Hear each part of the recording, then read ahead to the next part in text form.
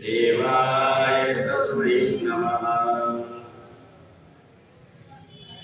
18वें अध्याय में मोक्ष संन्यास का वर्णन है। कश्चिदेता सुतम पार्थ त्वयि आग्रेण चेतसा सत्यज्ञान सम्मोहा प्रणस्तस्ते धनंजय। गीता का महत्व बताते हुए भगवान कहते हैं कि गीता के शब्दों को इस ढंग से वेदों के सूत्र से लिया गया कि अगर कोई व्यक्ति गीता को एकाग्र होकर के सुनकर अगर पढ़ भी नहीं पाता है, एकाग्रता से सुन लेता है, तो भी उसके पहले जन्म के जितने प्रकार के पाप कर्म हैं उससे छुटकारा हो जाता है।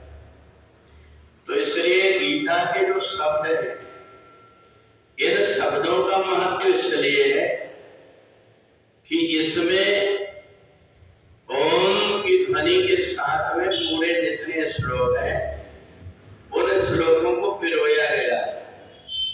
जब कोई व्यक्ति परेशान होता है और गीता के श्लोकों को केवल सुन लेता है, पढ़ते भी इससे नहीं बनता, केवल वो सुन लेता है एकाग्र भाव से, तो उतने मात्र से ही उसको गीता का लाभ मिल जाता है। तो इसलिए मोक्ष और संन्यास संसार में रह करके हमारे संसार के प्रति आसक्ति ना हो जाए, संसार में आकर के मनुष्य हम कोई नीचे और योनियों में न चले जाए, इसलिए संसार से आसक्ति छोड़ने के लिए कहा गया है। और दूसरा है मोक्ष। जीवात्मा जब तक अपने कर्म के बंधन से बंधा होता है, जीवन में उसके कई प्रकार के संकट आते रहते, कई प्रकार की परिस्थितियां आते रहती। तो इसलिए अगर कोई जीवन में परिस्थिति आए भी तो उससे कैसा निपटारा हो, ये गीता से संभव होता है।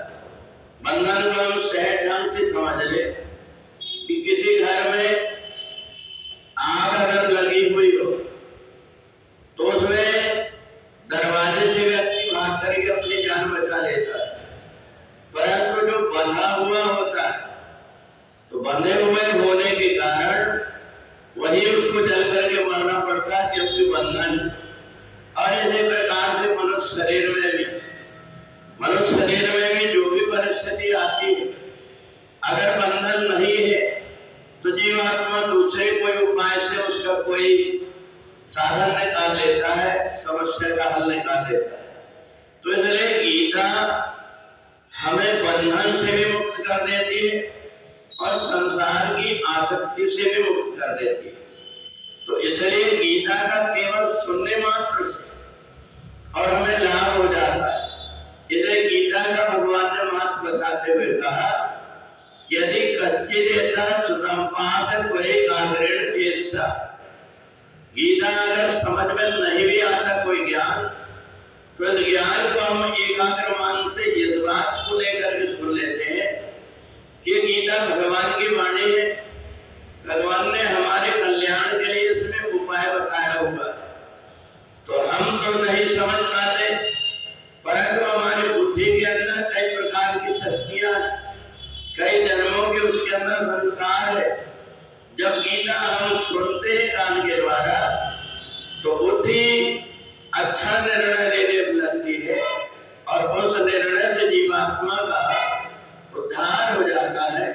तो इसलिए गीता केवल श्रवण करने मात्र से, परंतु गीता को एक शर्त लगी हुई है, वही आग्रेण एकाग्र मन से। पर गीता हम व्यक्ति को तब सुनाते हैं जबकि उसकी बुद्धि काम न कर रही हो, जब वो बेहोश अवस्था में पड़ा हुआ हो, जब उसकी मृत्यु हो जाती है, तो ऐसे समय पर जब हम गीता सुनाते हैं तो उससे वो फायदा नहीं मिल पाता जो व्यक्ति समझ सकता है। उस समय पर गीता सुनाई जाए इसलिए गीता श्रवण करने वाले व्यक्ति की दुर्गति नहीं होती और उसको संसार में बंधन भी नहीं और ना ही किसी प्रकार की संसार में अनेक प्रकार के झंझट में वो पड़ता है।